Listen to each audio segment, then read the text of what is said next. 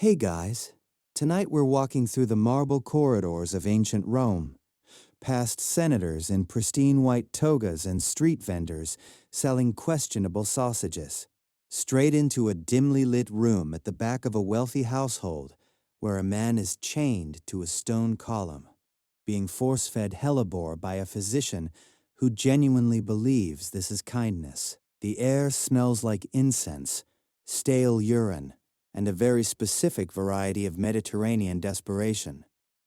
We're exploring how one of the most sophisticated civilizations in human history, the people who built roads that still work, aqueducts that still stand, and a legal system we still use, decided to handle the deeply inconvenient problem of human minds that refuse to behave. Spoiler, they tried everything: philosophy, prayer, goat blood, cold water, music therapy, and occasionally just locking the door and pretending it wasn't happening. Welcome to ancient Roman psychiatry, where the treatment was sometimes worse than the condition. The diagnosis depended entirely on your tax bracket, and the line between eccentric senator and dangerously insane threat to the state was about as thick as a toga in a rainstorm. But before we step into that world, let's do a little housekeeping. Before you get comfortable, take a second to like the video and subscribe. But only if you actually enjoy what I do here. Drop a comment telling me what ancient Roman cure you'd be most willing to try.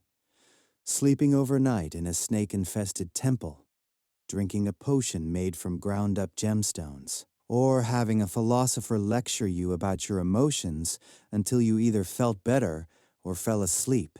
Honestly, that last one sounds like most therapy sessions I've had. Now, dim the lights, switch on a fan for that gentle white noise, and get comfortable.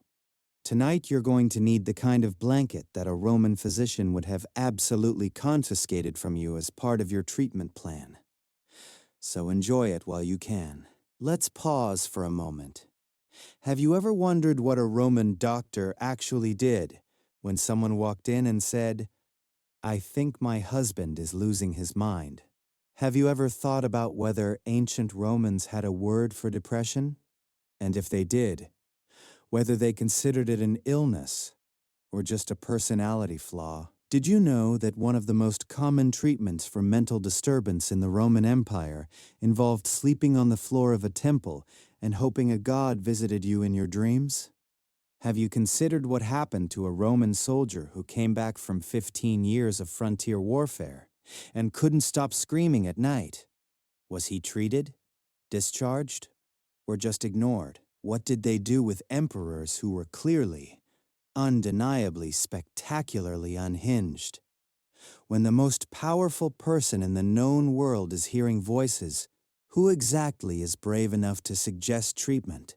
And perhaps most importantly, in a civilization that prized reason, discipline, and self-control above almost everything else, what happened to the people whose minds simply refused to cooperate? Congratulations! You've just woken up in Rome, approximately 120 AD, during the reign of Emperor Hadrian. The air smells like wood smoke, olive oil, and something vaguely animal that you'd rather not investigate. Somewhere nearby, a rooster is screaming as if it too has lost its grip on reality. Your head is on a straw-stuffed pillow that crinkles every time you breathe. Your back aches. Your mouth tastes like last night's wine, which based on the headache was either very cheap or very ambitious. And somewhere in this city of a million souls, there are people whose minds have slipped sideways, and an entire civilization is trying to figure out what to do about it. You're about to find out how. Sleep well, or at least, try. Let's set the scene. You're standing in the Roman Forum on a Tuesday morning. Not that Romans called it Tuesday, but you get the idea. And the sheer volume of humanity around you is staggering. Rome in the 2nd century is a city of somewhere between 1 and 2 million people, which makes it, by a comfortable margin, the largest city on the planet. The noise alone is enough to make your teeth vibrate. Cartwheels on stone, vendors shouting about fish, about bread, about amulets guaranteed to cure impotence, lawyers arguing on the steps of basilicas, children chasing a dog that appears to have stolen someone's sandal. The smell is a layered masterpiece of civilization.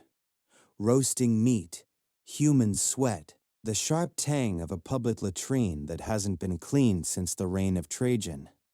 And beneath it all, the faint mineral scent of the aqueduct water running through the fountains. This is the center of the world, the administrative, legal, commercial, and spiritual heart of an empire that stretches from Britain to Syria, from the Rhine to the Sahara. And in the middle of all this astonishing order, all this engineering and law and bureaucratic precision, there are people wandering through the crowd whose minds are somewhere else entirely. You can see them if you look. The man muttering to himself near the Temple of Saturn, rocking slightly, his toga filthy and torn. The woman sitting on the steps of a public building, staring at nothing, her lips moving in a conversation only she can hear. The veteran near the rostra, flinching at every loud noise, his hand reaching for a sword that isn't there. Rome has built roads that will last 2,000 years. It has engineered indoor plumbing, central heating, and a postal system that works better than some modern ones. But when it comes to the human mind, that soft, complicated, deeply inconvenient organ behind the eyes, Rome is, in a manner of speaking, winging it. And honestly, it's winging it with more creativity, more ambition, and more sheer chaotic energy than you might expect. The treatments range from genuinely insightful to absolutely deranged, and sometimes the line between the two is thinner than a denarius. Welcome to Roman mental health care. Bring your own restraints. Let's talk about the people who run this particular show. In Rome, there is no single authority on mental illness. There's no governing body, no medical board, no licensing exam. What you have instead is a patchwork of competing experts, each absolutely certain they've cracked the code, each contradicting the others with the serene confidence of a man who has never once considered the possibility that he might be wrong. First, there are the physicians, the medici. These are men, almost exclusively men, who have studied Greek medical texts and set up shop in Roman cities, offering their services to anyone who can afford them. The most respected among them in your era is a man named Soranus of Ephesus, and if there is a hero in this story, it's probably him. Soranus is, by the standards of the 2nd century, astonishingly humane. He believes that mental illness is a medical condition, not a curse, not a punishment from the gods, not a character failure. He advocates for clean, well-lit rooms. He recommends gentle conversation. He insists that patients should not be restrained with chains unless absolutely necessary. And even then, he prefers soft bindings wrapped in wool to prevent injury. He suggests reading to patients, engaging them in philosophical discussion, taking them for walks in gardens. If you close your eyes and squint, Soranus sounds almost like a modern therapist, except he also believes that the uterus can wander around a woman's body causing hysteria, so let's not get carried away. Then there's Galen of Pergamon, though depending on exactly when you're standing in the timeline, he may not have arrived in Rome yet. Galen is brilliant, prolific, and spectacularly arrogant in the way that only a man who has written 400 treatises on medicine can be. Galen believes mental illness is caused by an imbalance of the 4 humors: blood, phlegm, yellow bile, and black bile. Too much black bile, and you get melancholia. Too much yellow bile, and you get mania. The treatment, naturally, is to rebalance the humors, which involves bleeding, purging, induced vomiting, special diets, and, if you're particularly unlucky, the application of various substances to the skull that you would not want described to you while you're trying to sleep. But Galen also does something remarkable. He listens to his patients. He takes detailed case histories. He once diagnosed a woman's anxiety by noticing that her pulse changed every time a particular charioteer's name was mentioned. He concluded correctly that she was not ill. She was in love. The diagnosis was accurate. The follow-up treatment plan was non-existent, but still, progress. Beyond the physicians, there are the philosophers. In Rome, philosophy is not an academic exercise. It is a way of life, a therapeutic practice, a system for managing the unruly mess of human emotion. The Stoics, in particular, have developed what amounts to an entire cognitive framework for mental health. Seneca, writing a generation before your arrival, prescribed daily self-examination, the reframing of catastrophic thoughts, and the deliberate practice of imagining worst-case scenarios to reduce their emotional power. If that sounds familiar, it's because cognitive behavioral therapy borrowed heavily from Stoic practice, and frankly, Seneca could have charged a fortune in copays. And yet, despite all this, the physicians, the philosophers, the theorists, the most popular treatment for mental illness in Rome remains, by a significant margin, the gods. Because when your mind stops working and nobody can explain why, the divine is always available, always confident, and never requires a second opinion. Let's be clear about something. The Roman understanding of mental illness is not one thing. It is a spectrum as wide and contradictory as Rome itself. At one end, you have the philosophical physicians like Soranus, who treat madness as a disease of the body, something to be managed with care, patience, and rational intervention. At the other end, you have the temple priests, who treat it as a message from the gods, something to be decoded, appeased, or exorcised. And in the middle, where most Romans actually live, you have a thoroughly confused mixture of both, seasoned with folk remedies, superstition, and the kind of confident ignorance that comes from living in a world without peer-reviewed journals. The Romans have several words for what we'd loosely call mental illness. Insania is the big one. Madness, loss of reason, the state of being fundamentally out of alignment with rational thought. Furor is the violent version, the raging, destructive kind that terrifies everyone in the room. Dementia covers the slow decline, the fading of the mind that comes with age or illness. Melancholia is the deep sadness, the black bile, the withdrawal from the world that settles over a person like a fog they can't burn off. And then there's phrenitis, the fever madness, the delirium that accompanies high temperatures, which Romans correctly identify as temporary and linked to physical illness. What's interesting is that Rome doesn't draw a hard line between mental illness and moral failure in the way you might expect. Yes, there are plenty of Romans who believe that madness is a punishment from the gods, that it reflects some fundamental flaw in character or piety. But there are also, and this is the part that surprises most modern people, a significant number of Roman thinkers who argue explicitly that mental illness is not the patient's fault. Celsus, writing in the 1st century, categorizes mental disorders alongside fevers and infections, diseases of the body, treatable by medicine. He doesn't blame the patient. He doesn't suggest prayer.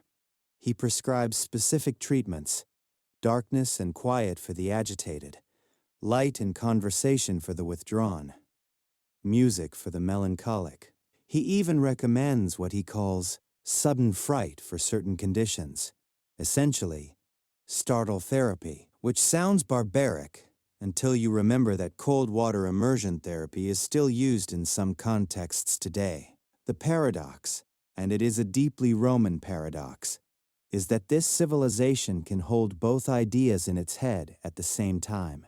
The same household that calls a physician to treat their son's melancholia will also, that same afternoon, sacrifice a goat at the temple of Asclepius and have a priest read the entrails for signs. The same senator who quotes Stoic philosophy about the rational management of emotions will, when his wife starts talking to people who aren't there, consult an augur before consulting a doctor. It's not hypocrisy exactly. It's hedging. When you don't actually know what's wrong, you try everything. And in Rome, everything is a very long list. Let's talk about what happens when you actually get sick. In the head, specifically, and you happen to be rich. Because in Rome, as in most of human history, your diagnosis depends almost entirely on your bank account. If you are a wealthy Roman citizen, a senator, a knight, a successful merchant, the wife of any of the above, and your mind begins to malfunction, the experience is, by ancient standards, almost civilized. Almost. Your family summons a physician. He arrives at your domus, your private home, probably in the early morning. Probably smelling faintly of garlic, because Galen recommended it for practically everything. He examines you. He takes your pulse. Romans are very into pulse diagnosis, having inherited the technique from Greek medicine, and they categorize pulses with a specificity that would impress a modern cardiologist. Fast pulse, slow pulse, irregular pulse, ant-like pulse, gazelle pulse. Yes, those are real categories. Your pulse apparently can move like a gazelle. The physician asks about your sleep, your dreams, your appetite, your bowel movements. Because in Roman medicine, everything eventually comes back to bowel movements, a tradition that has survived with remarkable tenacity into the present day. He asks your family when the symptoms began, what preceded them, whether there has been a recent shock, a fever, a change in diet, a disruption to the household. He is, in his own way, taking a case history, and then he prescribes treatment. If the diagnosis is melancholia, the treatment will likely involve dietary changes, light foods, easily digestible broths, no heavy meats, no excessive wine. You might be given a regimen of exercise, particularly walking in gardens, because the Romans believed that green spaces and fresh air have a restorative effect on the mind. Spoiler, they're right about that one. You might be subjected to music therapy, specific modes and rhythms believed to influence the balance of the humors. The Phrygian mode for excitement and mania, the Dorian mode for calm and stability. Your physician may also recommend massage, warm baths, not the communal public baths, which would be overstimulating, but private baths at controlled temperatures. If the melancholia is severe, the treatment escalates. Bloodletting is common. The physician opens a vein, usually in the arm, and draws off a specific amount of blood to reduce the excess of black bile believed to be causing the condition. The amount is carefully calibrated. Too much, and the patient weakens. Too little, and the treatment fails. The physician watches your face for the precise moment your color changes, then ties off the wound with a linen bandage. It's intimate, methodical, and completely useless, but it is administered with genuine care and a sincere belief that it will help. And if all of this fails, the diet, the walks, the music, the bleeding, there is hellebore. Hellebore is the Roman nuclear option. It's a plant, specifically black hellebore. And it is, in the ancient world, the single most famous treatment for madness. It is also, by any modern standard, a poison. It causes violent vomiting, diarrhea, seizures, and, if the dose is even slightly wrong, death. The Romans know this. They administer it anyway. Because the theory is that the madness is caused by a toxic accumulation of black bile, and hellebore purges it. Violently, dramatically, unforgettably. The patient vomits and evacuates everything in their system, and when they emerge from the ordeal, pale and shaking and deeply traumatized, the physician checks their pulse and declares progress. And in some cases, possibly through placebo, possibly through the sheer physiological shock of the experience, possibly through coincidence. The patient does improve. The human body is, if nothing else, full of surprises. Welcome to wealthy Roman mental health care. The bedside manner is lovely. The medicine cabinet is a horror show. Now let's talk about what happens if you're not rich. Let's talk about what happens if you're poor. Because the gap between wealthy Roman mental health care and poor Roman mental health care is roughly the same as the gap between a luxury spa and being thrown into the Tiber with your hands tied, which, incidentally, is not a metaphor. If you are poor and your mind breaks, in ancient Rome, the first and most important thing to understand is that nobody is coming. There is no public health system. There is no state-funded asylum. There is no charitable institution dedicated to the care of the mentally ill poor. What there is the street. You wander, you beg. You sleep in doorways, in the porticos of temples, under the arches of the aqueducts. You eat whatever you can find or whatever someone gives you. If you are lucky, you have a family member who takes you in, feeds you, keeps you more or less contained.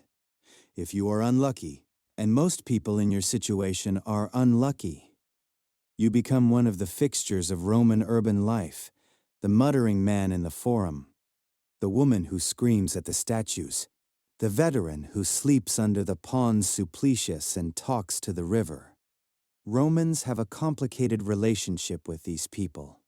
On the one hand, there is genuine fear. The word furor, the violent madness, carries real menace, and Romans are deeply uncomfortable around people whose behavior is unpredictable. There are stories, repeated often enough to be culturally significant, of mad people attacking strangers, starting fires, disrupting religious ceremonies. These stories are probably exaggerated, but they shape public perception. The mad person on the street is, in the Roman imagination, potentially dangerous, a walking disruption to the carefully maintained order of civic life. On the other hand, there is something that looks, if you squint, almost like compassion.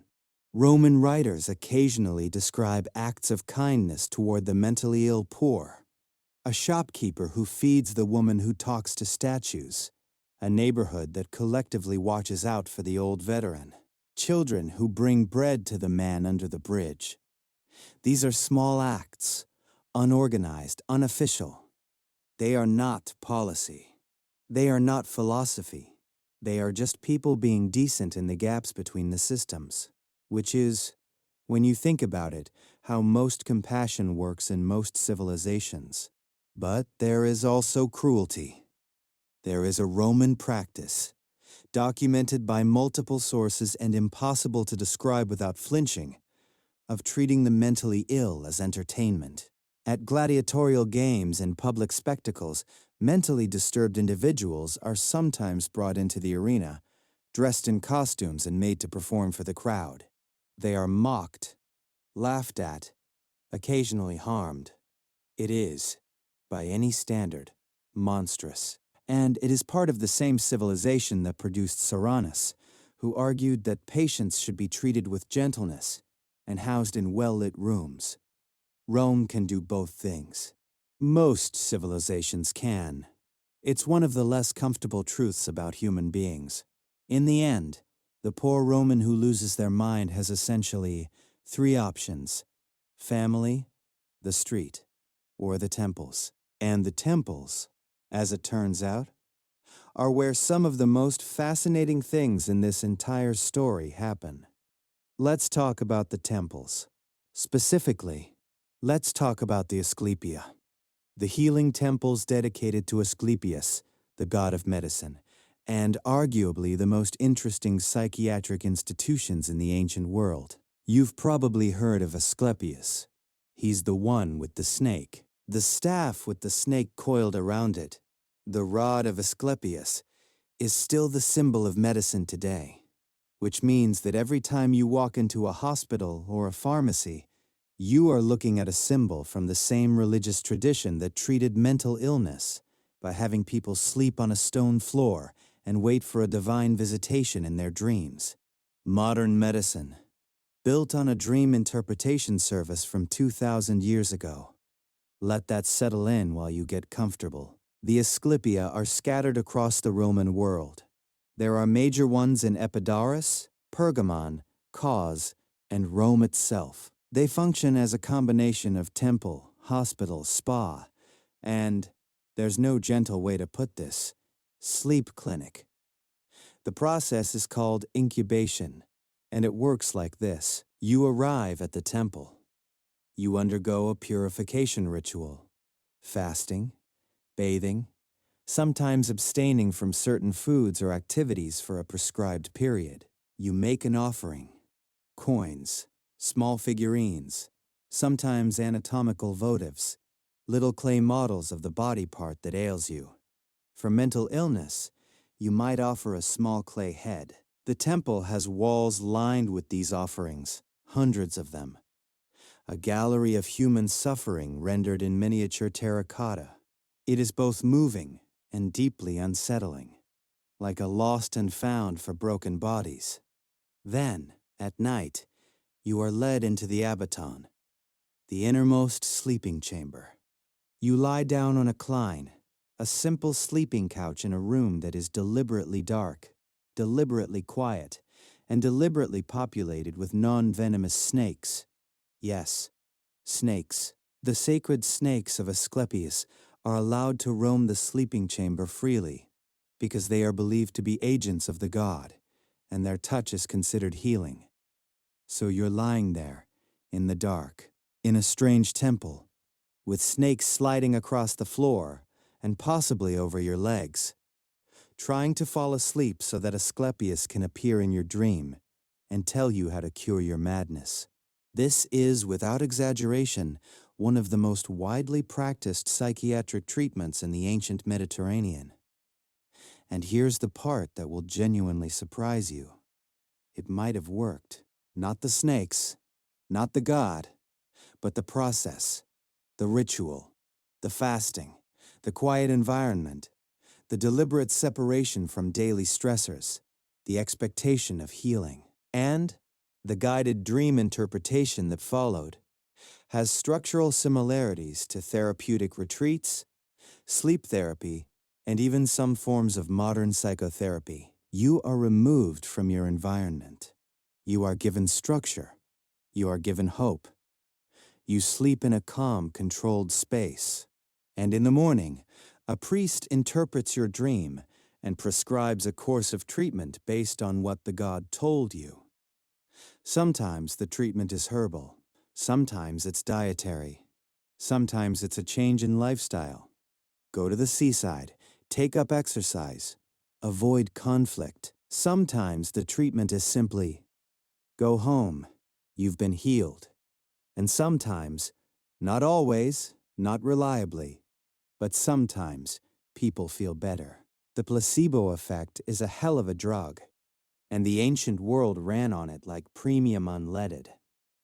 There's also something genuinely therapeutic about being taken seriously. Many of the people who came to the Asclepiae were people whose suffering had been dismissed by their families, ignored by their communities, or simply left untreated because no one knew what to do. The temple gave them a place. It gave them a ritual. It gave them the experience of being seen, heard, and cared for, even if the care came wrapped in religious theater and snake-adjacent sleeping arrangements. And honestly, that's more than a lot of people got, in Rome or anywhere else. Let's talk about a specific person. Let's call him Lucius, because that's a solid, unremarkable Roman name.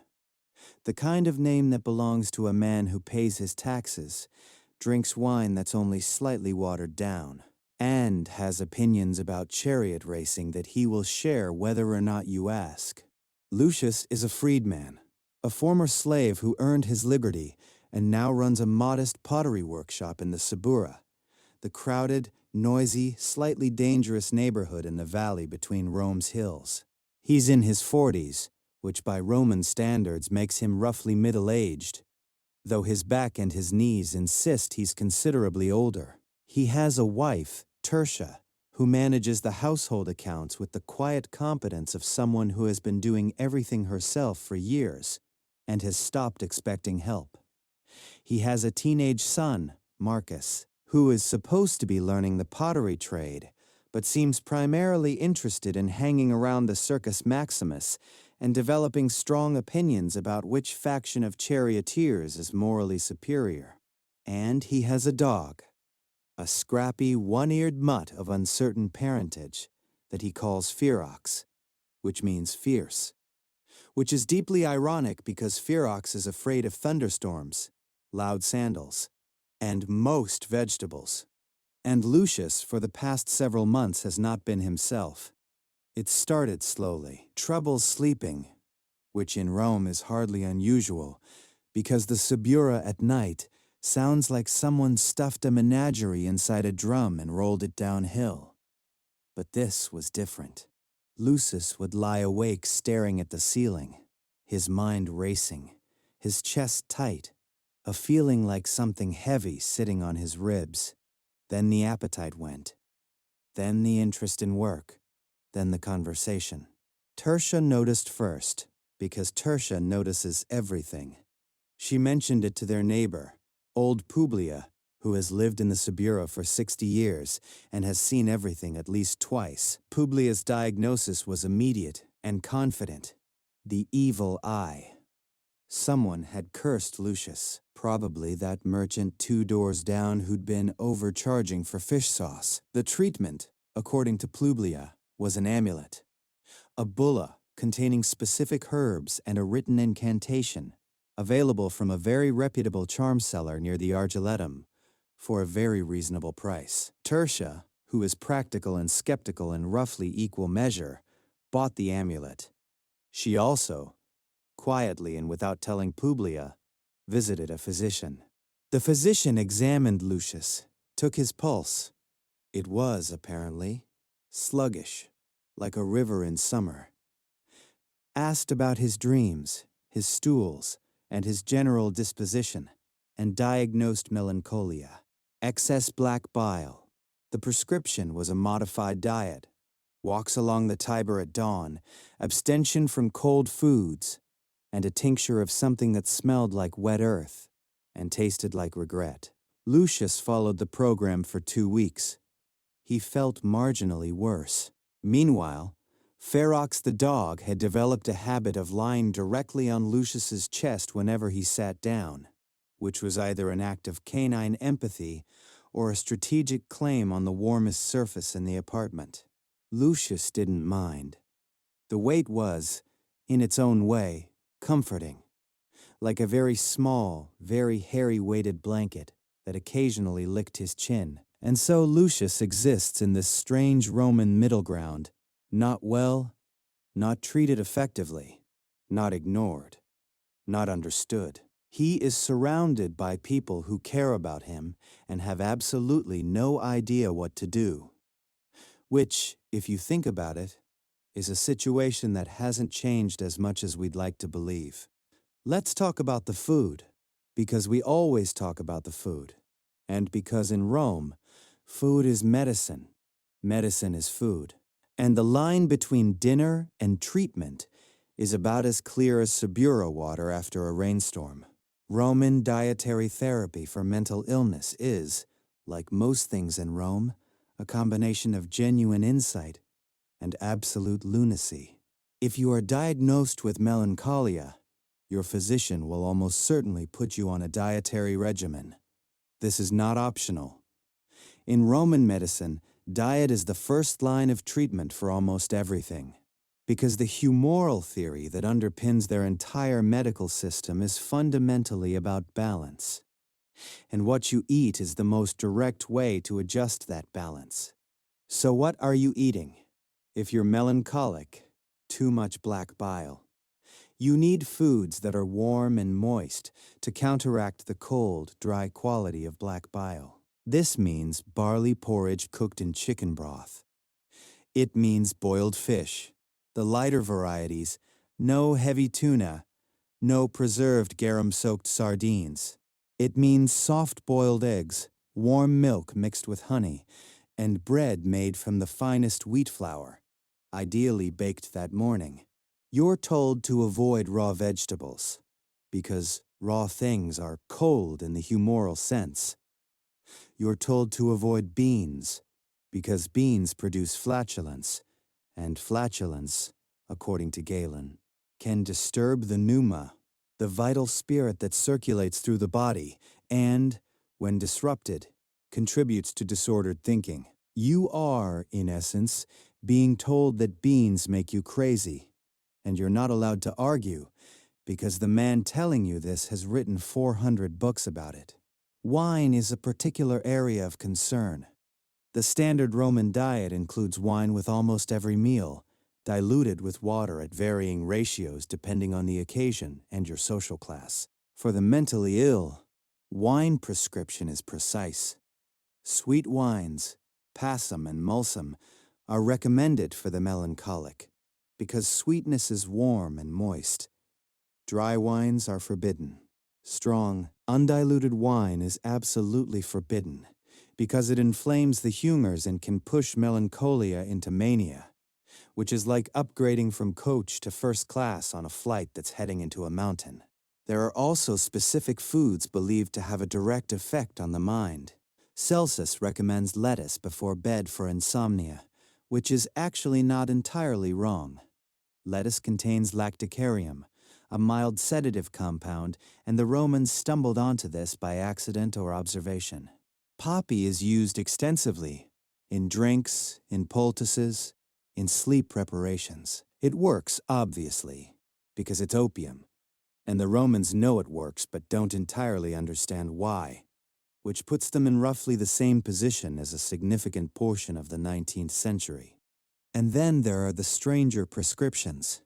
Pliny the Elder, that magnificent, credulous, exhaustively curious disaster of a man, recommends, among other things, the following foods and substances for mental disorders: the brain of a camel, dried and dissolved in vinegar; the gall of a hyena, mixed with honey; the ashes of a weasel, taken in water; and, most memorably, a preparation made from the testicles of a hippopotamus, ground fine and taken in wine.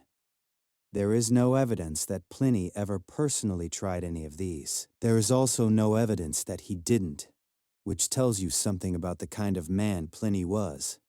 He died running toward Vesuvius. Caution was not his defining characteristic. Meanwhile, Lucius, our freedman with the melancholia and the chest-sitting dog, is eating barley porridge and trying to avoid beans, and the porridge is neither delicious nor therapeutic. But Tertia makes it every morning with a quiet determination that suggests she has decided this will work through sheer force of will. Ferox eats whatever falls on the floor and appears to be thriving. In the end, Roman dietary therapy for mental illness is what most ancient medicine is: a mixture of genuine observation, inherited superstition, and confident guesswork, administered with absolute sincerity by people who genuinely want to help. The barley porridge won't cure Lucius's melancholia, but it won't kill him either. And in the ancient world, that's a higher bar than you'd think. And honestly, that's good enough. Let's talk about the physical treatments, because we've been dancing around the edges, and it's time to walk into the room where the actual procedures happen. Fair warning, this chapter is not for the faint of stomach, though the faint of stomach were in Rome, probably already being treated for something. Roman physical treatments for mental illness operate on a simple principle. The body and mind are connected, and if you do something dramatic enough to the body, the mind will respond. This is, in the broadest possible sense, not wrong. It is also, in the specific applications the Romans chose, frequently terrifying. We've already met bloodletting. It's the standard: open a vein, drain some blood, rebalance the humors. It's performed with a phlebotom, a specialized blade that looks like a small, very sharp penknife. And the physician wields it with the calm precision of someone who has done this 1,000 times and long ago stopped flinching. You sit in a chair. A basin is placed beneath your arm. The physician finds a vein, makes a quick incision, and the blood flows. Dark, steady, warm. The amount varies.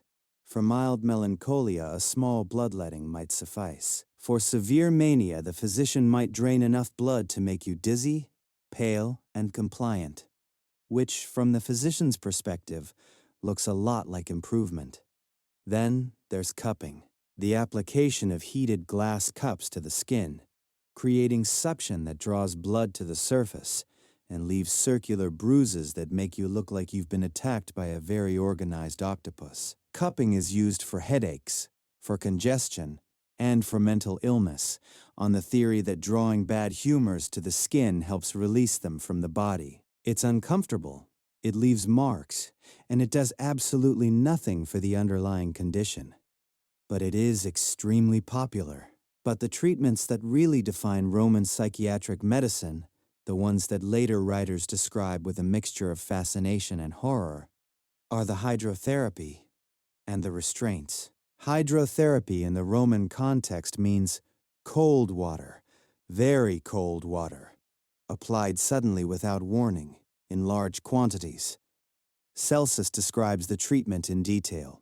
The patient is taken to a pool or a fountain and drenched with cold water, or the patient is thrown, his word, thrown, into a pool and held there until the shock produces what the physician interprets as a therapeutic response. Soranus, who is generally the humane one, objects to this practice strenuously. He argues that sudden cold immersion is cruel, counterproductive, and likely to make the patient more agitated, not less. He is right. He is also in the minority. Most Roman physicians consider cold water therapy a perfectly reasonable approach to violent mania, and they continue recommending it for centuries. And then there are the restraints. In Rome, the mentally ill who are violent or disruptive are restrained. This is not exceptional. Restraint of the dangerous mentally ill is practiced in virtually every pre-modern society, and in quite a few modern ones. But the Roman version is worth describing because it reveals the gap between Roman medical theory and Roman practical reality. In theory, the best physicians recommend soft restraints, cloth bindings, padded boards, the patient placed in a darkened room with attendants who speak softly and prevent self-harm. Soranus describes this approach in detail, and it is, by any standard, remarkably humane. In practice, what most families and most institutions actually use is chains, iron chains, bolted to walls or floors, attached to the wrists and ankles of patients who scream, who thrash, who try to hurt themselves or others. The chains are not cruel in intent. The family is usually terrified and desperate and has no other option. But they are cruel in effect. Patients chained for extended periods develop sores, infections, muscle wasting. They deteriorate. The chains do not heal, they contain. And containment, for most of Roman history, is the default response to madness that refuses to be quiet. Old Publia, our neighborhood sage, has seen plenty of chained people in her 60 years in the Subura. She mentions it the way you might mention bad weather. Unpleasant, but inevitable. There's a man on the Viminal, she tells Tertia, been chained in his brother's house for 3 years. His brother feeds him through a slot in the door. The smell you can imagine. She pauses. At least his brother feeds him. And that, in Rome, is the baseline. At least someone feeds you. At least someone remembers you're there. Let's talk about the philosophers, because in Rome, philosophy isn't something you study in a university. It's something you do with your life. And if you're doing it right, it's supposed to keep your mind from falling apart. The Stoics are, by a considerable margin, the most influential philosophical school in Rome during your era, and their approach to what we'd now call mental health is both sophisticated and surprisingly practical. The Stoic theory goes something like this. Suffering comes not from events themselves, but from your judgments about those events. A thing happens. You lose money, someone insults you, your chariot team loses. And it's not the event that makes you miserable, it's the story you tell yourself about the event. Change the story, change the suffering. If this sounds familiar, congratulations. You have identified the core principle of cognitive behavioral therapy, which was developed in the 1960s by Aaron Beck, who almost certainly read his Epictetus. The Stoics have specific exercises for this. Daily self-examination. At the end of each day, you review your actions and reactions. What upset you? Why? Was the upset proportional? Could you have responded differently? Seneca describes this practice in detail, and it reads almost exactly like a modern therapeutic journaling exercise, except Seneca does it while reclining on a couch in his million-sestertius villa. So the setting is slightly different. There's also the premeditatio malorum, the premeditation of evils. This is the practice of deliberately imagining the worst things that could happen to you in vivid detail, so that when bad things actually happen, you're emotionally prepared. Your house might burn down. You might be exiled. Your children might die. By rehearsing these scenarios mentally, the Stoics argue, you reduce their emotional impact when they occur. It is, essentially, exposure therapy through imagination, and it is both brilliant and deeply unsettling as a daily practice. But here's the thing about Stoic mental health care. It works best for people who already have a certain kind of mind. It requires literacy, self-awareness, leisure time for reflection, and the intellectual framework to understand and apply abstract philosophical concepts. In other words, it works best for wealthy, educated Romans, the exact demographic that already has access to physicians. For Lucius the freedman, working 12 hours a day in a pottery workshop, coming home to a cramped apartment in the Subura with a sick dog and a worried wife, the idea of sitting down for an evening of philosophical self-examination is about as practical as the idea of flying to the moon on a chariot pulled by swans. He doesn't need someone to tell him that his judgments about events are causing his suffering. He needs someone to explain why his chest feels like it's full of wet sand, and why the color has drained out of everything he used to enjoy. Philosophy, in Rome, is medicine for the mind, but only certain minds in certain circumstances, with certain resources. For everyone else, there's the temple, the charm cellar, and the barley porridge. Meanwhile, Marcus, Lucius's son, has started asking questions. Why is Dad different? Why doesn't he laugh anymore? Why does he just sit there? Tertia doesn't have answers. She has porridge and an amulet and a physician's tincture that doesn't work. And she has the quiet, stubborn, heartbreaking determination of a person who refuses to give up on someone she loves, even when she has no idea what to do. And Ferox, the one-eared dog, has started sleeping pressed against Lucius's side at night, as if the weight of a small, warm body is itself a kind of treatment. Spoiler: it might be. The Romans haven't figured that out yet. Let's talk about women. Specifically, let's talk about what happens when a Roman woman's mind breaks, because the answer is, and this will shock precisely no one, different from what happens to a man. In Rome, female mental illness is filtered through the lens of a concept so pervasive, so foundational, so deeply embedded in the medical tradition, that it survives, in various forms. For nearly 2,000 years after the fall of the empire, the concept is hysteria, and its origin story is one of the most extraordinary wrong turns in the history of medicine. The theory, inherited from Greek medicine and enthusiastically adopted by the Romans, goes like this. The uterus is a mobile organ. It can move around inside the body. When it wanders from its proper position, rising toward the chest, pressing against the diaphragm, drifting toward the head, it causes a range of symptoms: anxiety, shortness of breath, fainting, emotional instability, irrational behavior, and, in extreme cases, full-blown madness. The cure is to coax the uterus back into place. This is accomplished through a combination of aromatic therapy, pleasant smells applied below, and foul smells applied above, to attract the uterus downward, and the recommendation of marriage and regular pregnancy, on the theory that a uterus occupied with its natural function is less likely to wander. If you need a moment to sit with that, take it. A significant portion of Roman medical practice for women's mental health is built on the premise that their primary reproductive organ has a mind of its own, and occasionally goes on walkabout like a small, confused animal trapped inside a body it doesn't fully understand, and treatment involves essentially luring it back with perfume.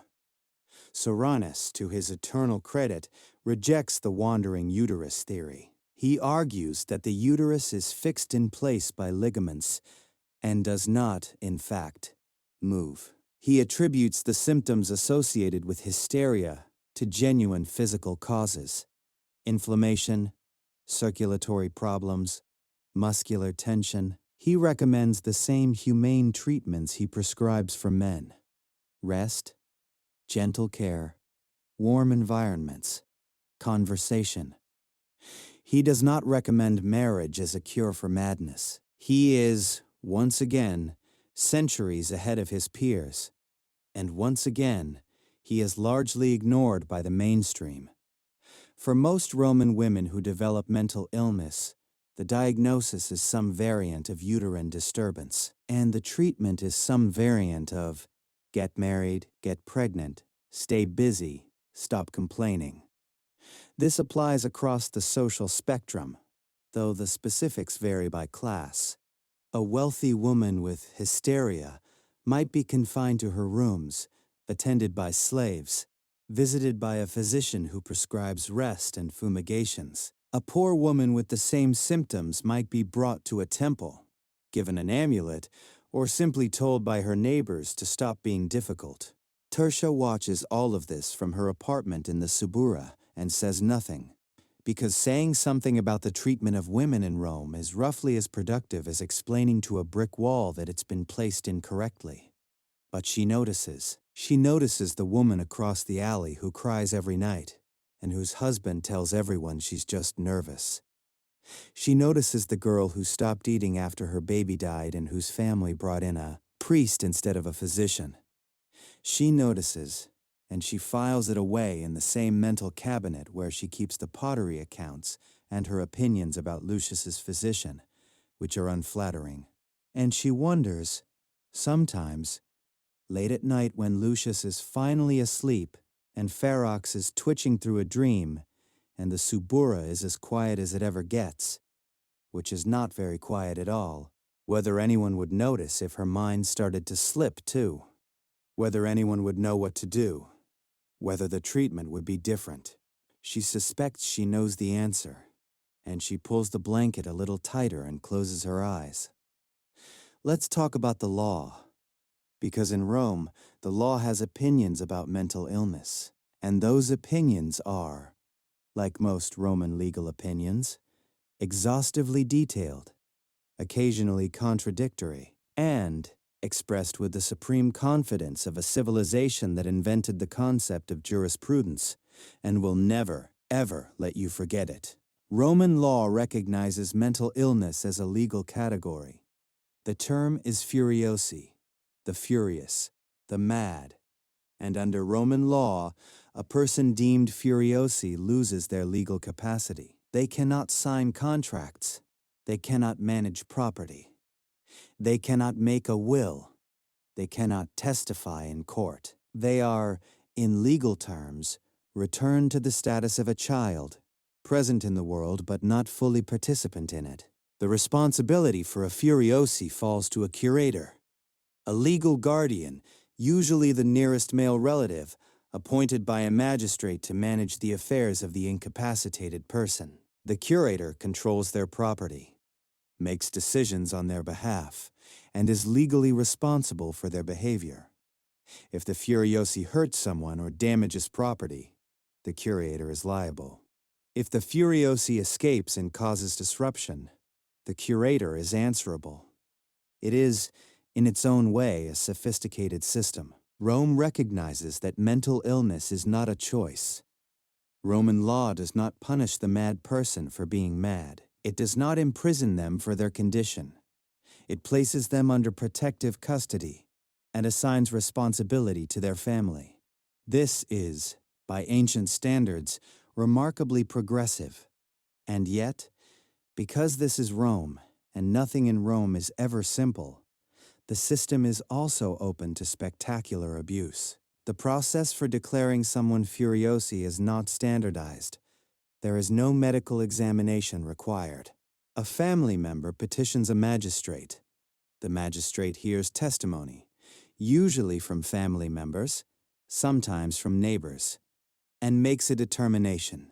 The determination is, in practice, heavily influenced by social status, family politics, and financial incentives.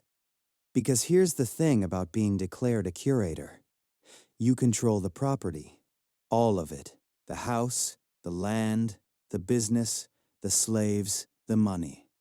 And the person you're supposedly protecting has no legal standing to challenge your decisions. If a wealthy Roman family has a member who is inconvenient, an elderly father who's become forgetful, a brother who drinks too much, a wife whose behavior is embarrassing, the furiosi declaration is right there, waiting, like a legal trap door that opens with a gentle push. History records several cases of Romans declared furiosi by family members who seem less concerned with their mental health than with their property. The philosopher Seneca himself references the practice with what appears to be distaste, noting that men who are merely eccentric or difficult are sometimes declared mad by relatives who want their money. Pliny mentions cases where the curatorship was used to settle family disputes that had nothing to do with madness. The law, designed to protect the vulnerable, becomes, in the wrong hands, a weapon against them. And the person at the center of it all, the one declared furiosi, stripped of rights, placed under control, has no effective recourse. They cannot challenge the designation because the designation itself removes their capacity to challenge it. It is a perfect trap built into the legal architecture of a civilization that prides itself on justice.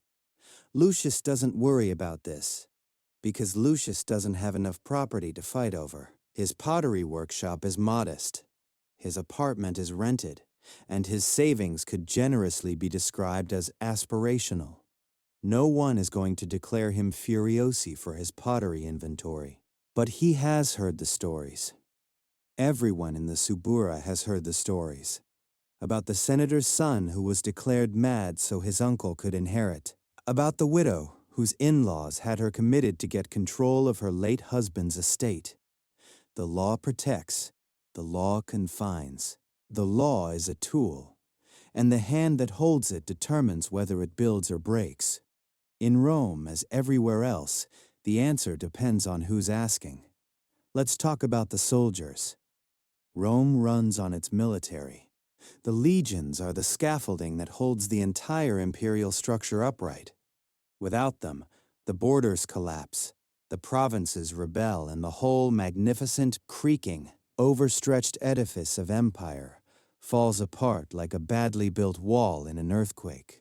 And the soldiers who hold those borders, who march thousands of miles, who fight in conditions that would make a modern infantryman weep, who spend 15 to 25 years living in frontier forts that smell like sweat, leather, and quietly simmering resentment.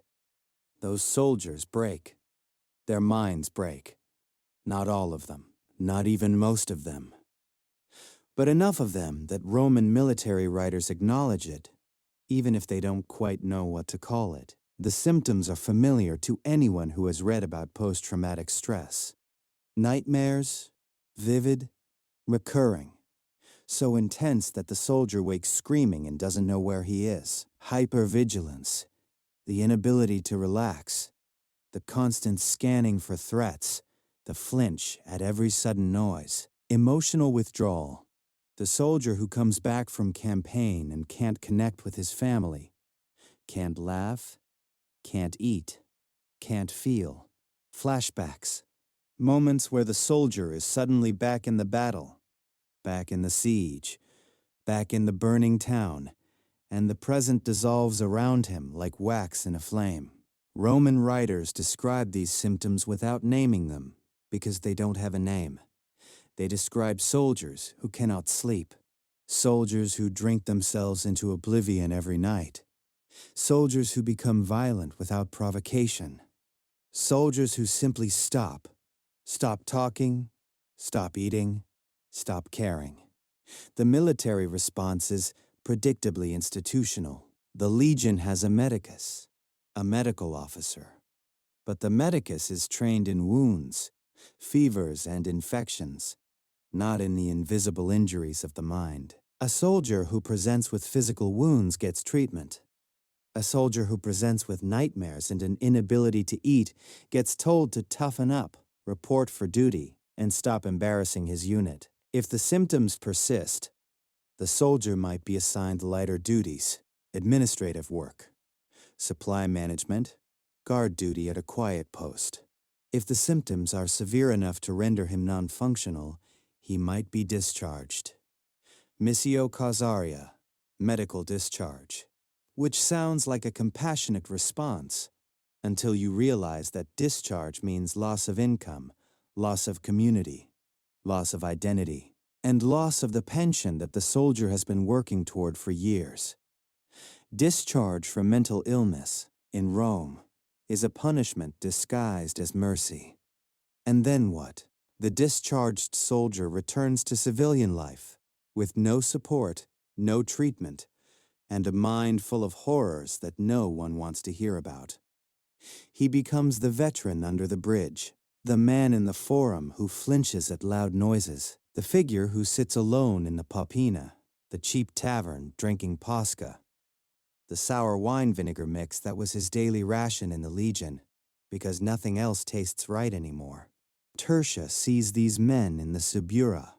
Everyone does. They are part of the landscape, the cost of empire, paid in mines instead of coins, and accounted for by nobody. She wonders sometimes if what Lucius has is something like what they have. Not the nightmares, not the violence, but the withdrawal, the emptiness, the sense that the color has leaked out of the world. She doesn't ask. Some questions in Rome are better left unasked. And Ferox, who is afraid of everything except the people he loves, presses closer against Lucius's leg and doesn't move until morning. Let's talk about the emperors. Because when you're discussing mental illness in Rome, ignoring the emperors is like discussing water quality and ignoring the aqueduct that runs through the middle of the city. The emperors are relevant for two reasons. First, because some of them were, by any diagnostic standard, mentally unwell. And second, because when the most powerful person in the known world is mentally unwell, the consequences ripple outward through an entire civilization.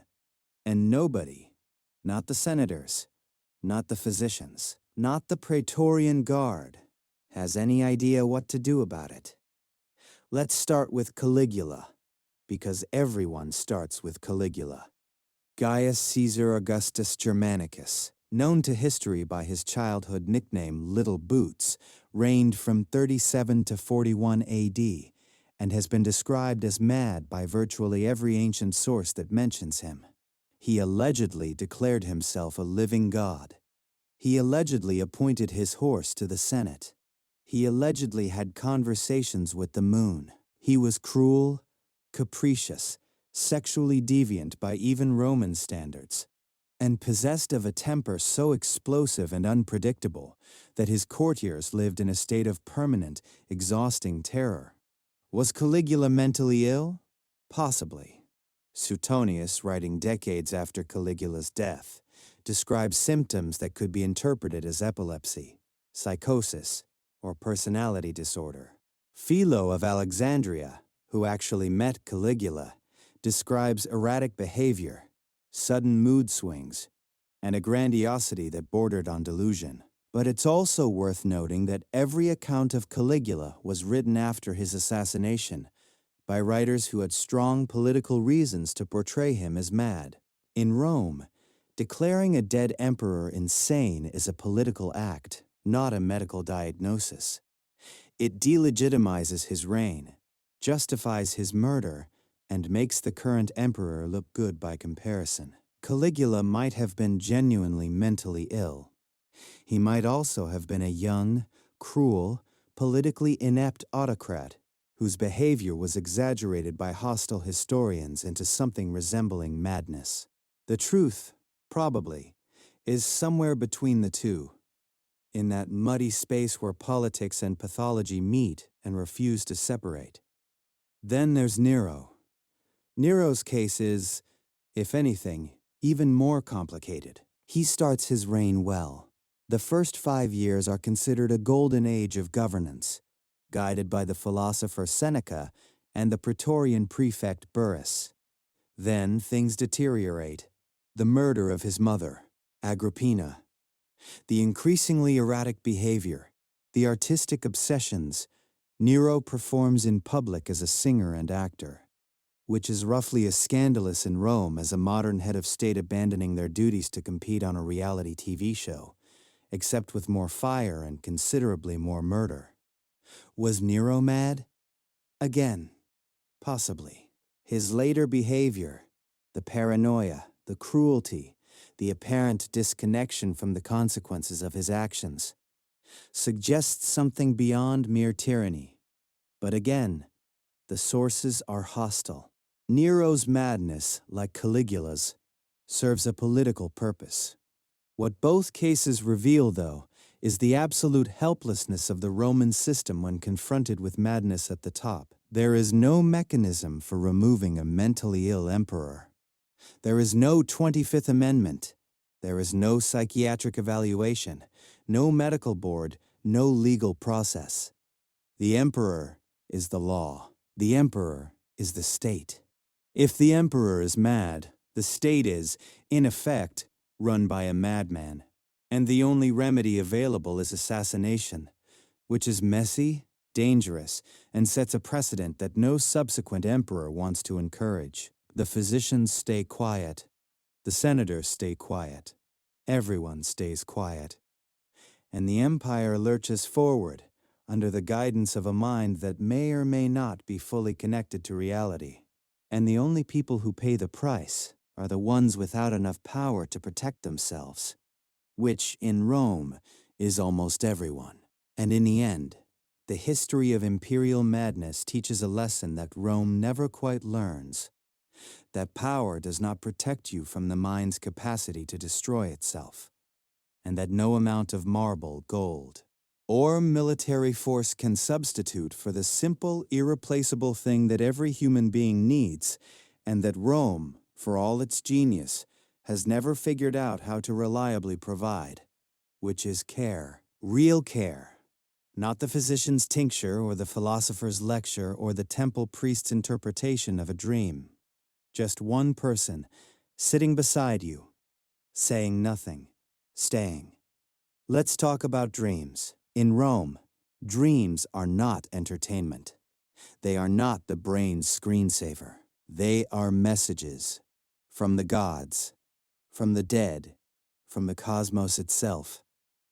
And they are taken with a seriousness that would make a modern psychoanalyst weep with envy. Dream interpretation is one of the most important diagnostic tools in Roman mental health care, and it is practiced by physicians, priests, and philosophers with equal enthusiasm and wildly different methodologies. The basic Roman theory of dreams goes like this: During sleep, the soul is partially freed from the body. It can receive communications that the waking mind, distracted by the noise and demands of daily life, cannot perceive. These communications come in various forms. Some dreams are straightforward. The god appears and speaks plainly, telling you what's wrong and how to fix it. These are the ideal, the therapeutic jackpot, the equivalent of getting your lab results texted directly to your phone by a deity. Most dreams, however, are symbolic. They speak in images, in metaphors, in the strange, associative language that anyone who has ever dreamed will recognize immediately. You dream of water, and the interpreter tells you it means wealth, or grief, or change, depending on the water's color, temperature, and whether there was a fish in it. You dream of flying, and it means ambition or escape, or death, depending on whether you were rising or falling and what you were wearing at the time. The most comprehensive surviving guide to Roman dream interpretation is the Critica, written by Artemidorus of Daldis in the 2nd century AD. Right around the time you're standing in Rome, Artemidorus treats dream interpretation as a science. He categorizes dreams by type, by content, by the dreamer's social status and personal circumstances. He argues that the same dream means different things for different people. A slave who dreams of flying has a different interpretation than a senator who dreams of flying. The system is elaborate, internally consistent, and completely unverifiable, which makes it, in the kindest possible assessment, a lot like psychoanalysis with better marketing. For the mentally ill, dream interpretation is particularly significant. The dreams of a melancholic patient are believed to reveal the nature and cause of their illness. Dark dreams, dreams of shadows, caves, underground places, dead people, confirm the diagnosis of excess black bile. Bright, agitated dreams, dreams of fire, combat, running, suggest mania. Dreams of water, of flooding, of drowning, excess phlegm. The physician reads the dream the way a modern psychiatrist reads a symptom list, extracting diagnostic information from material that is, by definition, generated by the patient's own mind. It's not science, but it's also not nothing. The act of describing your dreams to someone who listens carefully, asks questions, and tries to find meaning in your inner life is, at its core, a therapeutic act. It says, what's happening inside your mind matters. It says, your subjective experience is worth examining. It says, you are not just a body with a malfunction. You are a person with an inner life, and that inner life is relevant to your healing. Lucius dreams about the pottery workshop. In his dreams, the pots he's making keep collapsing. The clay won't hold its shape. The kiln won't fire. The shelves are full of cracked, useless vessels that break in his hands when he tries to pick them up. He tells Tertia about the dreams, and Tertia tells the physician, and the physician nods gravely and says something about black bile and cold, dry dreams and the pneuma being obstructed. Lucius doesn't know if any of it is true, but someone listened. Someone took what was happening inside his head and treated it as real, as meaningful, as worth the time it took to describe. And for a freedman in the Subura with a chest full of wet sand and a world without color, that is not nothing. That is, in fact, quite a lot. Let's talk about the children, because mental illness in Roman children is one of those subjects that the ancient sources handle with all the delicacy of a man trying to carry a live fish in a toga, badly, awkwardly, and with results that are distressing for everyone involved. Roman medical writers acknowledge that children can be mentally ill. Celsus mentions childhood seizure disorders. Soranus discusses developmental delays. Galen describes children who fail to meet expected milestones, speech, walking, social behavior. But the Roman framework for understanding these conditions is limited. confused, and heavily influenced by a cultural attitude toward children that is, by modern standards, deeply uncomfortable. Roman children are not, in the modern sense, children. They are future citizens, future soldiers, future mothers, investments in the continuity of the family and the state. A child who develops normally is an asset. A child who does not is a problem. Not a tragedy, not a mystery, not a patient, but a problem to be managed, minimized, or in the most extreme cases, eliminated. Roman law permits the exposure of infants deemed defective. This is the practice of abandoning unwanted newborns, leaving them outside to die or to be taken by someone else. While the legal and moral status of exposure is debated throughout Roman history, and while it is not exclusively applied to disabled children, children with visible disabilities or perceived abnormalities are disproportionately affected. For children whose mental differences become apparent later, the child who stops speaking at age 3, the child who has seizures, the child whose behavior is so different from their peers that the family cannot ignore it. The response depends, as always, on class. Wealthy families hire tutors and physicians. They consult specialists. They try dietary modifications, herbal treatments, the temple. They have the resources to accommodate difference, even if they don't understand it. Poor families have fewer options. A child who cannot work is a child who cannot contribute. In the subsistence economy of the Roman poor, every mouth that doesn't earn is a mouth that costs, and the calculus is brutal. Some families absorb the cost. Grandmother takes over, an older sibling adapts. The community quietly helps. Some families do not. The abandoned child, the neglected child, the child sold into slavery because their difference makes them unplaceable in the family economy. These are not exceptions. They are part of the system. Soranus, again, offers the humane counterpoint. He argues that children with mental or developmental differences should be treated gently, with patience and consistency. He recommends environmental modifications, quiet rooms, predictable routines, familiar caregivers. He sounds, across the distance of 2 millennia, like someone who would have understood the concept of neurodiversity, even if the word didn't exist. And once again, he is largely a voice in the wilderness. The mainstream Roman response to childhood mental illness is not cruelty, exactly. It is something almost worse. It is indifference dressed as pragmatism. The child is not hated. The child is simply not prioritized. And in a world where survival is the baseline, not the ceiling, the child whose mind works differently is too often left to navigate that world without a map, without a guide, and without the language to ask for help. In the Subura, there's a boy. Everyone calls him Little Gnaeus, though he's not particularly little, who lives 2 floors below Lucius and Tertia. Little Gnaeus is maybe 9 years old. He doesn't speak. He hasn't spoken since he was 4 or maybe 5. His mother isn't sure when it stopped, because it happened gradually, like a lamp burning down. He sits by the window most days, watching the street, rocking slightly, arranging and rearranging a collection of pottery shards that Lucius gave him from the workshop. He arranges them by color, by size, by the shape of their edges. He does it for hours, and his concentration is absolute. And his mother watches him from across the room with an expression that is equal parts love and bewilderment, and the quiet, terrified certainty that she has no idea what to do.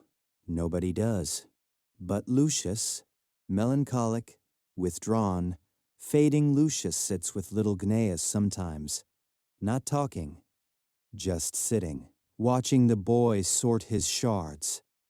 2 people whose minds have gone somewhere the world can't follow, keeping each other company in the silence. And honestly, in Rome or anywhere else, that might be the most useful thing anyone has done all day. Let's talk about slaves, because you can't talk about mental illness in Rome without talking about slavery. And you can't talk about slavery without confronting one of the fundamental contradictions at the heart of Roman civilization. Rome runs on slaves. The entire economy, the farms, the workshops, the households, the mines, the construction projects, the entertainment, depends on the labor of millions of enslaved human beings who have no legal rights, no bodily autonomy, and no recourse to justice. And when a slave's mind breaks, when the weight of captivity, of violence, of dehumanization, of loss becomes too much for a human brain to carry, the response of Roman society is not, "How do we help this person?" but "How much does this cost us?" A mentally ill slave is, in Roman economic terms, a depreciating asset. The slave market has specific rules about mental illness. A seller who knowingly sells a slave with a mental disorder without disclosing it is liable for fraud. This tells you two things. First, that mental illness among slaves was common enough to require legal regulation. And second, that the Roman concern was not for the enslaved person's suffering, but for the buyer's financial loss. The language of the law is entirely commercial. A slave who is furiosi has a reduced market value. A slave who is melancholic may be returned for a refund. A slave who is prone to wandering, or prone to escape, behaviors that might, in a free person, be recognized as signs of psychological distress, is categorized alongside slaves with physical defects, missing teeth, bad eyesight, chronic illness. The mind is just another component. When it breaks, the owner calculates the cost of repair versus replacement, the same way you might evaluate a broken tool. Some owners invest in treatment. A valuable slave, a trained scribe, a skilled cook, a pedagogue who teaches the master's children, is worth the cost of a physician, worth the expense of time off, worth the effort of accommodation. These slaves might receive the same medical treatment as a free person of modest means. Dietary adjustments, rest, herbal remedies, perhaps a visit to the temple. But an unskilled slave, a field worker, a mine laborer, these are, in the coldest possible economic language, replaceable.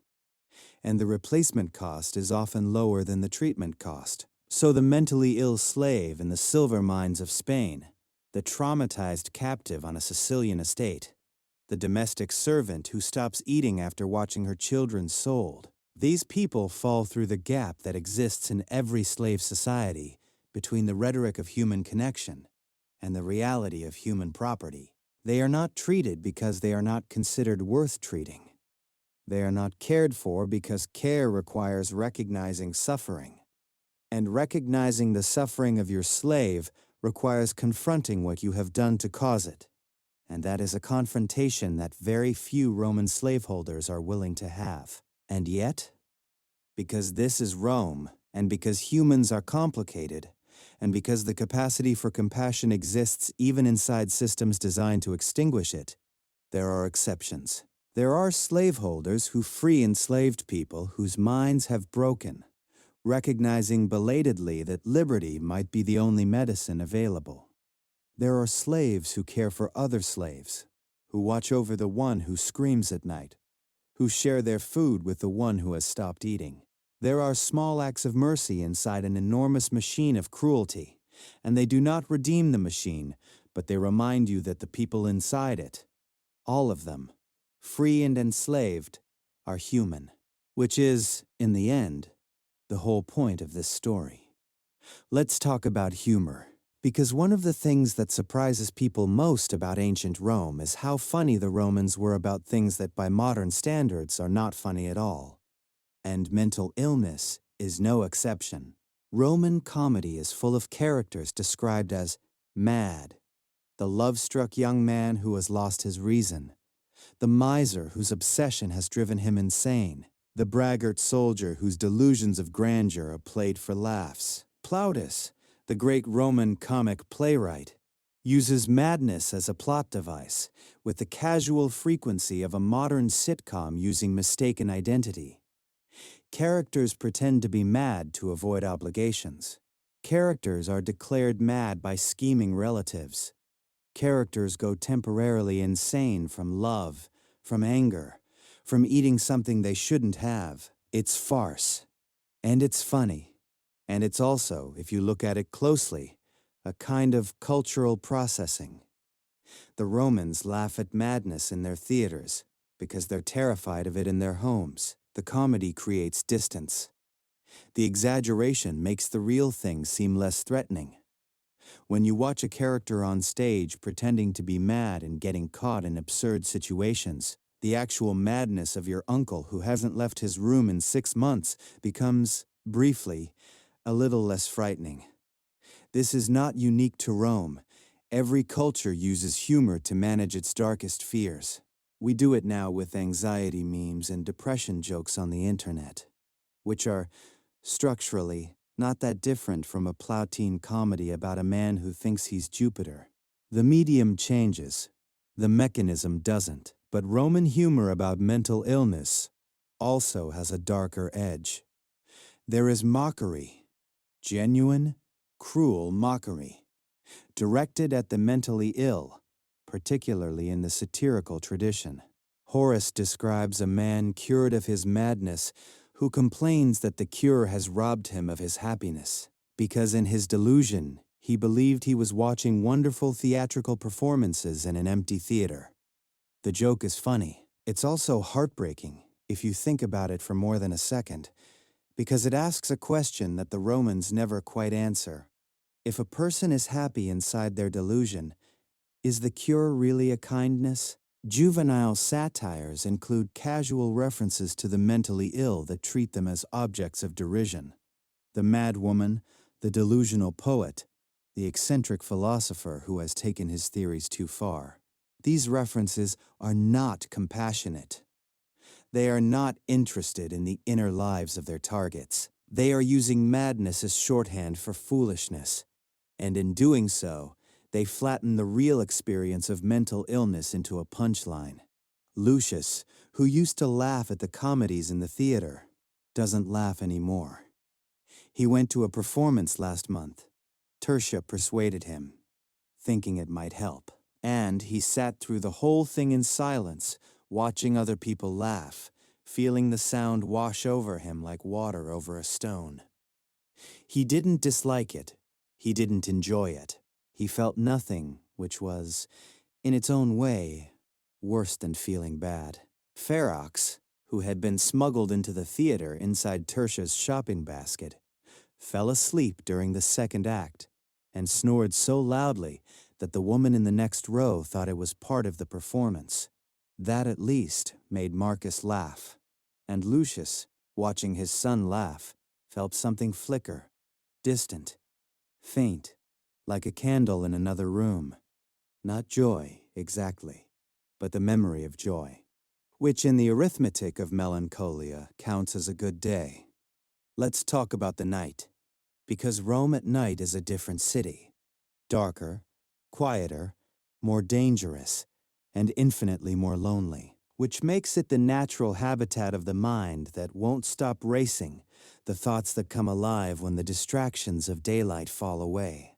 In a world without electric light, without screens, without the thousand small anesthetics that modern people use to postpone the confrontation with their own thoughts, the Roman night is vast and unoccupied. You lie on your bed, or your pallet, or your mat, depending on your tax bracket, and the darkness is total.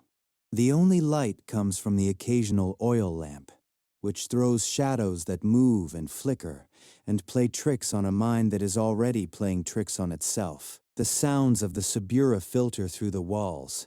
A drunk singing, a couple arguing, a baby crying, the clatter of a delivery cart on the cobblestones, because wheeled traffic is banned from Rome during the day, and the nights belong to commerce. And inside the darkness, Inside the cramped apartment that smells like cooking oil and damp plaster and Ferox's particular brand of canine funk, Lucius lies awake.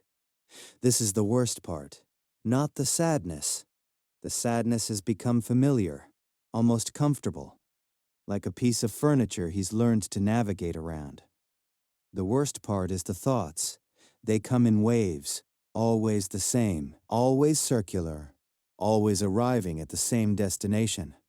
Something is wrong with him, fundamentally, irreparably wrong, and no amount of porridge, or tincture, or walks by the Tiber will fix it, because the thing that is broken is not his body, but something deeper, something that used to work, and now doesn't, and he doesn't know why. This is what the Romans call the hora lupina, the hour of the wolf, the deep night when the body's energy is lowest and the mind's darkest thoughts are loudest. Every culture has a name for it. Every person who has ever struggled with their mind knows it. It is, in a sense, the most universal experience of mental illness, more common than any specific symptom, more widespread than any diagnosis. The hour when you are alone with yourself and yourself is not good company. Tertia knows when it's happening. She's learned to recognize the pattern, the restlessness, the tossing, the breathing that's too shallow and too fast. She doesn't speak. She just reaches out in the dark and puts her hand on his arm, or his back, or his chest. She doesn't try to fix it. She doesn't offer solutions. She is simply there, in the dark, in the hour of the wolf, saying with her presence what the Romans have no medical framework to articulate. You are not alone. This is happening to you, and I can't stop it. But I am here, and I am not leaving. Roman medicine has no treatment for this. The physicians can prescribe hellebore and barley porridge, and walks in gardens. The philosophers can prescribe rational self-examination and the premeditation of evils. The priests can prescribe incubation and divine dreams. But none of them have figured out the simplest, most effective intervention available, which is another human being, awake in the dark beside you, choosing to stay. 2,000 years from now, research will confirm what Tertia already knows, that the single most important factor in mental health recovery is the presence of consistent, non-judgmental social support. But Tertia doesn't need research. She needs Lucius to sleep. And so she keeps her hand where it is, and she breathes slowly, and eventually, not always, but sometimes his breathing matches hers, and the hour of the wolf passes, and the thin gray light of Roman dawn creeps through the shutters, and Ferox stretches and yawns, and the city begins again. Let's talk about what the Romans got right.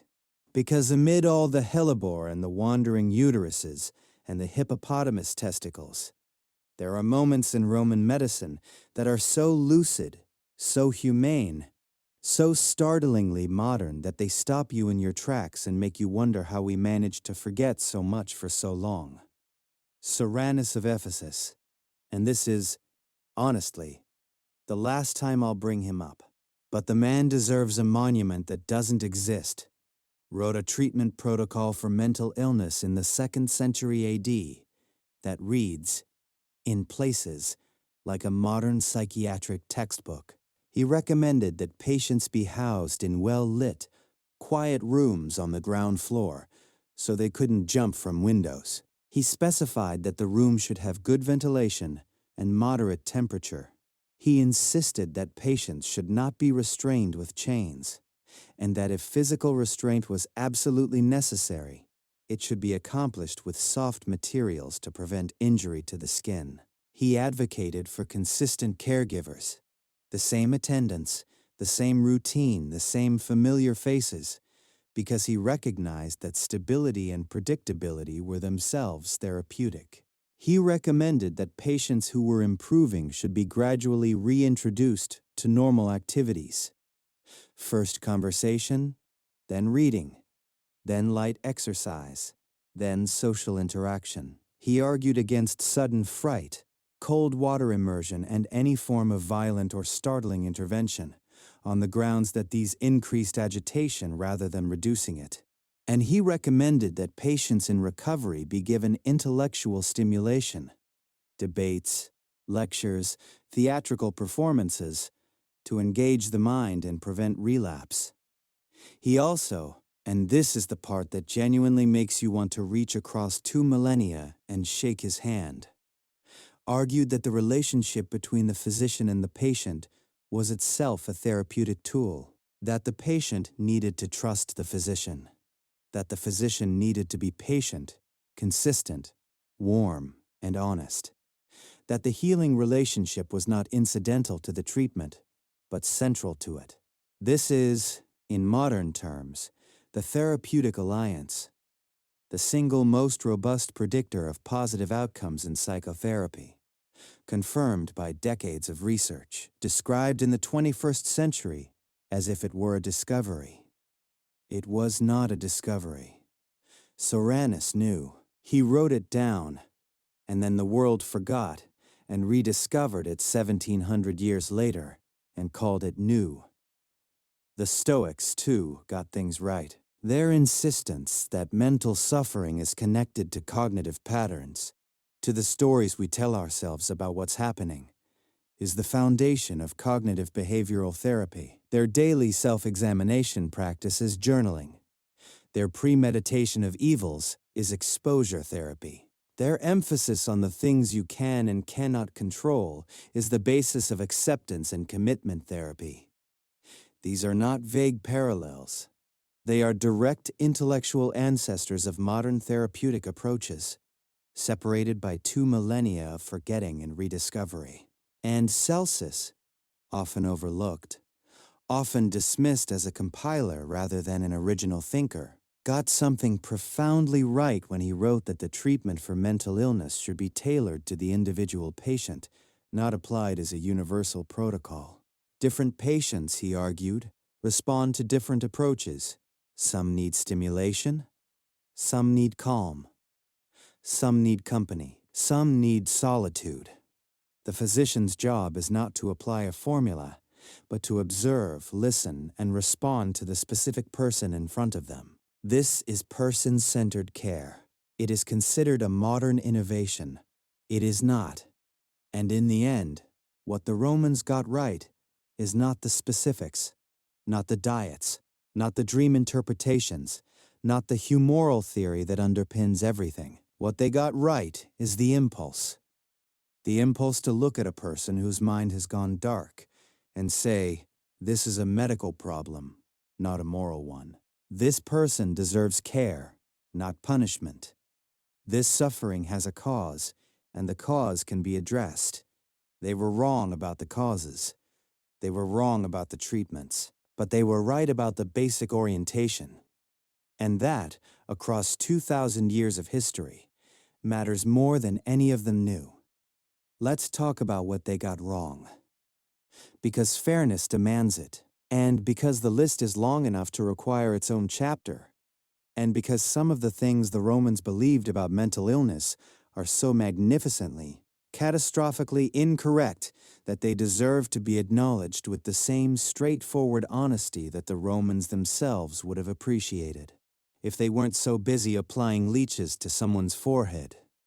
They got the humors wrong, the entire humoral system. The 4 liquids, the balance, the idea that personality and pathology are determined by the relative proportions of blood, phlegm, yellow bile, and black bile, is wrong. Not partially wrong, not approximately wrong. Completely, fundamentally, top to bottom wrong. There is no black bile. It doesn't exist. It was never identified, never isolated, never observed in any verifiable way. It was a theoretical construct built on top of a philosophical framework borrowed from Empedocles, and it dominated Western medicine for nearly 2,000 years. And it was wrong from the beginning. They got the wandering uterus wrong. Obviously, the uterus does not wander. It has never wandered.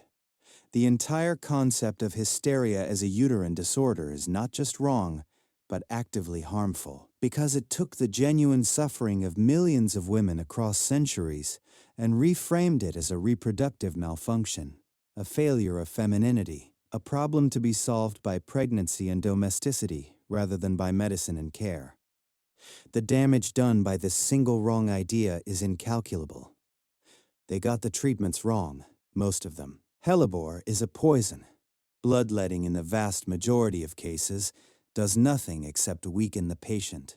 Purgatives and emetics applied to the mentally ill cause dehydration, malnutrition, and additional physiological stress on a body and mind that are already struggling. Cold water immersion is traumatic. The sudden fright technique is traumatic.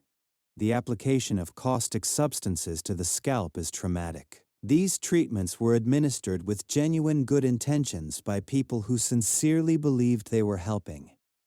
And that sincerity does not undo the harm. They got the social dimension wrong. Or rather, they got it half right, which is in some ways worse than getting it fully wrong. Roman medicine recognizes that mental illness is a medical condition, but Roman society treats mental illness as a social problem, a disruption, an inconvenience, a source of shame. The stigma is enormous. Families hide their mentally ill members. The wealthy lock them away in back rooms. The poor abandon them to the streets. The military discharges them and forgets them. The slave system categorizes them alongside damaged goods. The recognition that mental illness is a disease does not, in Rome, translate into the belief that the mentally ill deserve dignity. The knowledge is there. The compassion on a systemic level is not. And they got the fundamental model wrong. The idea that mental illness is a single category, a unified phenomenon with a single set of causes, and a single framework for treatment. The Romans lumped together conditions that modern medicine distinguishes with great care: depression, anxiety, bipolar disorder, schizophrenia, PTSD, neurodevelopmental differences, dementia, delirium. They are all madness. They are all treated with the same basic toolkit: humoral rebalancing, environmental management, divine intervention. The failure to distinguish between radically different conditions means that the treatment is, at best, accidentally appropriate, and at worst, actively counterproductive. And yet, even the wrongness tells us something valuable. It tells us that the Romans tried. They looked at the most frightening, most confusing, most irreducible problem in human medicine: the mind that has turned against itself. And they did not look away. They built theories. They developed treatments. They wrote treatises and case studies and philosophical frameworks. They were wrong about almost everything, but they showed up, and they kept showing up. And in the history of mental health care, showing up is more than most civilizations manage. Let's talk about Lucius one more time. It's been 6 months since we first met him. 6 months of barley porridge and physician's tinctures, and Publia's amulet and Tertia's quiet, unyielding presence. 6 months of Ferox lying on his chest. 6 months of Marcus pretending not to worry, and then worrying so obviously that even the neighbors can see it. The melancholia has not lifted, but it has. And this is the part that resists easy narrative, the part that doesn't make for a satisfying story arc. Shifted. It has changed shape. The worst of it, the complete withdrawal, the inability to eat, the sense that the world had lost all color, that has eased, slightly, unevenly, in the way that weather changes, not all at once, but in patches, in moments, in mornings where the light through the shutters looks almost yellow instead of gray. Lucius went back to the workshop. Not full days, half days at first, then longer. His hands remember the clay, even when his mind is somewhere else. And there is something in the repetition, the feel of wet earth turning under his fingers, the specific weight and resistance of the material. That connects him to a version of himself that still knows how to make things. He is not better. He is not cured. He is managing, which is a word that the Romans don't use for mental illness, because their framework requires you to be either sick or well, mad or sane, and a vast gray territory in between, where most mentally ill people actually live, has no name and no treatment protocol and no place in the system. But managing is what Lucius does. He gets up, he eats the porridge, which he has come to accept, if not enjoy, the way you accept the sound of rain. It's just there, every day, part of the landscape. He walks to the workshop. He makes pots. He comes home. He sits with little Gnaeus and watches the boys sort his pottery shards. He lets Ferox lie on his chest. He lies in the dark and waits for the hour of the wolf. And when it comes, he feels Tertia's hand on his arm, and he breathes. The physician visits occasionally. He takes Lucius's pulse, asks about his dreams, adjusts the tincture. He is kind, in his way. He is also baffled because the treatment should have worked by now. The humors should have rebalanced. The black bile should have cleared.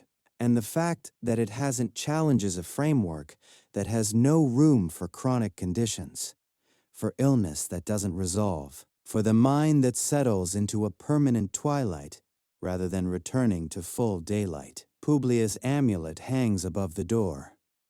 Tertia hasn't replaced it, even though she suspects it does nothing, because removing it feels like giving up. And Tertia does not give up. Marcus has started helping at the workshop, not because he's suddenly interested in pottery, but because he's figured out, with the quiet intelligence of a teenager who has been paying more attention than anyone realized, that his father works better when he's not alone. And Ferox, aging now, slower, his one ear drooping a little more than it used to, still follows Lucius everywhere, still sleeps pressed against his side, still offers the simple, uncomplicated, unconditional warmth of an animal that doesn't understand what's wrong but has decided, with the absolute certainty that only a dog possesses, that proximity is the answer. In Rome, in the 2nd century AD, with the greatest medical minds of the ancient world applying the best knowledge they have, the most effective treatment for Lucius's melancholia turns out to be a stubborn wife, a worried son, and a one-eared dog. The Romans would probably find that disappointing. But honestly, it's everything. Let's talk about legacy, because Rome falls not today, not tomorrow, but eventually, inevitably, in the slow, grinding, centuries-long way that empires fall, like a building settling into its foundations until one day the walls simply can't hold anymore. And when Rome falls, it takes its medicine with it. The medical texts survive. Copies of Galen and Celsus and Soranus, preserved in monastery libraries, translated into Arabic by scholars in Baghdad and Damascus, who recognize their value even as Europe forgets. But the institutional knowledge, the practical application, the living tradition of Roman medical care, fragments and scatters like pottery shards on a workshop floor. What replaces it, in Europe at least, is something darker. The early medieval period sees a dramatic shift in the understanding of mental illness, away from the medical model that Rome, for all its errors, had developed, and toward a purely supernatural one. Madness becomes demonic possession. Treatment becomes exorcism. The physician is replaced by the priest. The temple of Asclepius is replaced by the church. And the quiet, humane voice of Soranus, arguing for well-lit rooms and gentle care, and the therapeutic relationship, is buried under centuries of fear, superstition, and theological certainty that the mad are vessels of evil rather than victims of illness. This is not Rome's fault, but it is Rome's loss, and it is our loss, and the people who suffer for it are the same people who always suffer, the ones whose minds have gone somewhere the world can't follow, and who need, more than anything, someone willing to follow them there anyway. The Islamic world does better. The Bimaristan, the medieval Islamic hospital, includes dedicated wards for the mentally ill, staffed by physicians who have read Galen and Soranus and applied their principles with a sophistication and compassion that Europe won't match for another 500 years. The treatments include music therapy, aromatherapy, garden walks, and the deliberate creation of beautiful, calming environments, all ideas borrowed directly from Roman medical practice, preserved and improved by scholars who understood that the best ideas are worth saving, regardless of who had them first. Europe eventually catches up. The Renaissance rediscovers the classical texts. The Enlightenment develops new frameworks. Modern psychiatry emerges in the 18th and 19th centuries, building, often without knowing it, on foundations laid by Roman physicians 2,000 years earlier. The therapeutic alliance that Soranus described is now the most research-validated element of psychotherapy. The cognitive reframing that the Stoics practiced is now the basis of CBT. The person-centered care that Celsus advocated is now a core principle of psychiatric treatment. The Romans didn't get the answers right, but they asked the right questions. And the questions: what causes mental illness? How should we treat it? What do we owe to people whose minds are suffering? Are the same questions we're still asking. The answers have improved. The questions haven't changed. And Lucius, if he could see us now, with our MRI machines and our SSRIs, and our DSM-5 and our therapy apps, would probably be amazed. But he would also, if he's honest, notice that we're still fumbling, still uncertain, still sometimes cruel and sometimes kind, and mostly doing our best with incomplete information and good intentions. He would recognize us, and we, if we're honest, would recognize him. Let's talk about the baths. Not the private baths we mentioned earlier. The ones prescribed for the wealthy melancholic in their controlled, temperature-regulated, physician-supervised cocoons. Let's talk about the public baths, the thermi. Because in Rome, the public baths are not just a place to get clean. They are the closest thing the ancient world has to a community mental health center. And nobody designed them that way on purpose. The great thermi of Rome, the baths of Trajan, which are the newest and most spectacular in your era, are enormous. They are not buildings, they are small cities, enclosed under vaulted ceilings that make your neck ache just from looking up.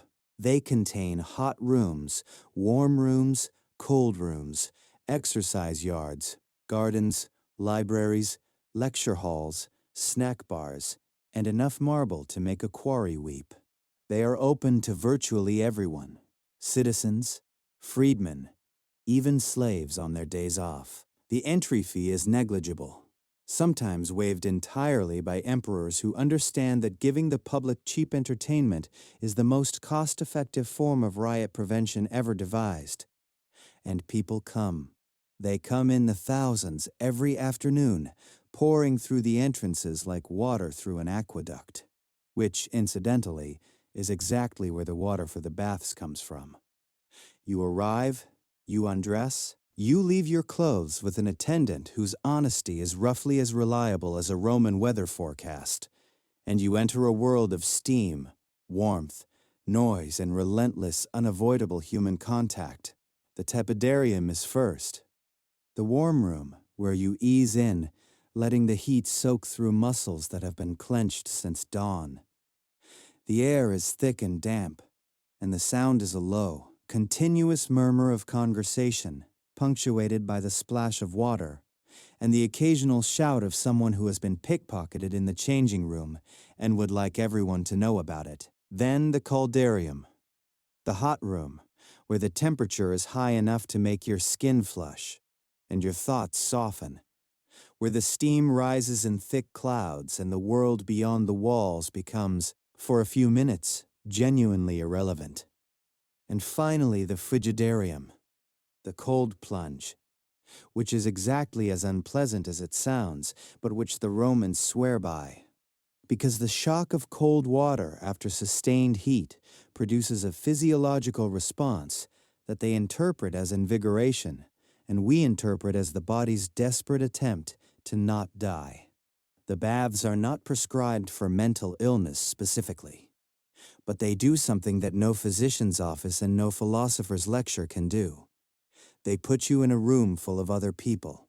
They force human contact on you. They require you to be naked, which is, in its own absurd way, equalizing senators and freedmen and laborers, stripped of their togas and their status markers, all equally pink and wrinkled and vulnerable. The baths don't cure anything, but they interrupt the isolation that is both the symptom and the fuel of conditions like melancholia. They make you leave your apartment. They make you move your body. They expose you to warmth and light and the chaotic, messy, inescapable reality of other human beings. And for someone like Lucius, someone who has been retreating inward for months, someone whose world has been shrinking to the size of his apartment and his workshop and his own relentless thoughts, the baths are, possibly, the most therapeutic thing available. Tertia starts taking him every other afternoon, without discussion, without framing it as treatment. She simply says, "We're going to the baths," the same way she might say, "We're going to the market." It's not a question. She has learned, over months of watching Lucius manage his melancholia, that asking if he wants to do something gives the melancholia a vote, and the melancholia always votes no. So she doesn't ask. She states, they go, and Lucius sits in the tepidarium, in the steam, surrounded by naked strangers and the low hum of 100 conversations, and something in him unclenches. Not fully, not permanently, but enough. Enough that the walk home feels lighter. Enough that dinner tastes like something instead of nothing.